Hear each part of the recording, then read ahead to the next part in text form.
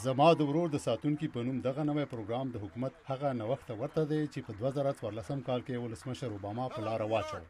د دواړو هدف د نورو نژادونو د ځوانانو د ښوونې او روزنې لپاره مرسته کول دي.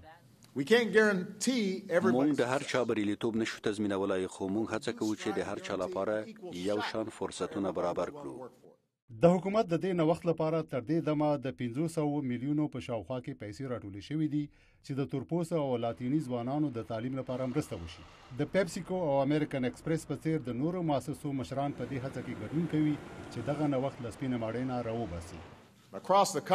په ټول هیواد کې او د نیویارک، نیوجرسي او زما ښار شیکاګو په ځینو برخو کې داسې ټولنې شته چې کافي دندې، سرمایه او فرصتونه نه لري. مونږ داسې ټولنې لرو چې 30 40 یا 50 سلنه خلک یې بیکاره دي.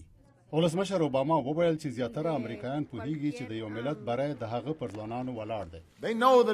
هغوی پوهیږي چې که دلته په نیویارک کې افریقایي او لاتیني کسان ولرو چې زندان ته د تللو پر ځای پوهنتون ته لاړ شي، نو هغوی به مالیات ورکړي، هغوی به زموږ ټولنې جوړ کړي، هغوی به زموږ ژمنې لا خوندي کړي، هغوی به د ستونزې یوه برخه نه وي بلکې دوی ښایي د حل یوه برخه واوسي، خو په دې شرط چې موږ له هغوی سره داسې چلند وکړو.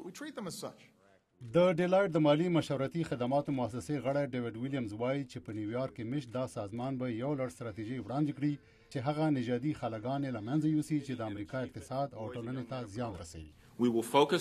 مونږ به د ټولنې د خصوصي، عامه او ټولنیزو متصدیو پر ستراتیژیکو هڅو تمرکز وکړو. زموږ ساده نظر دا دی چې د امریکا تصور ټولو ته یو شان وي. سپینه ماڼۍ داسې ارقامو ته اشاره کوي چې دا ښیي چې د تورپوستو او لاتیني نارینه‌و چې د 1400 او 24 کلونو ترمنځ عمرونه لري، نه وظیفه لري او نه تعلیم کوي. دغه ارقام په ځانګړې توګه ځکه مهم دي چې د متحده ایالاتو د سپین پوستو د اکثریت ملت د یو داسې ملت په لور روان دی چې هلته به په راتلونکو څو کلونو کې اقلیتونه د نفوسو اکثریت تشکیلوي.